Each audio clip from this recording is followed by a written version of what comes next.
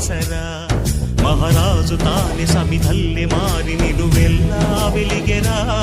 భోగాన్ని విడిచి త్యాగాన్ని వలచి తాపసిగా నిలిచెరా